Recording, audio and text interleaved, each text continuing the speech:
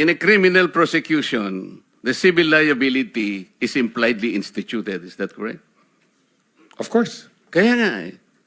Hindi naman nangangahulugan kung sakasakali na natapos na yung criminal prosecution, kapag ka nakita na mayroong criminal liability yung tao, because it is impliedly implied, doon lang magkakaroon ng restitution. It will come after.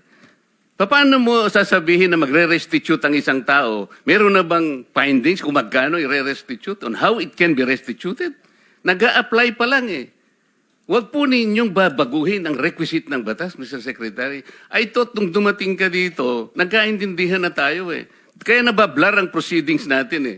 Kaya nga kinote ni, siguro, ang chairman kanina gusto kong ituloy ito. Sinabi niya, nagpa-interview siya, na goodwill and sincerity should be done para i-test.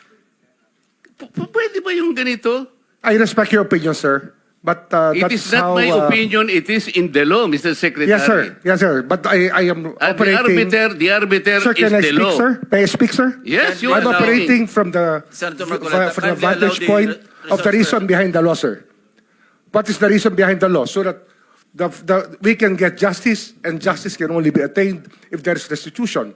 So that is the principle behind all of these things that we are talking about now.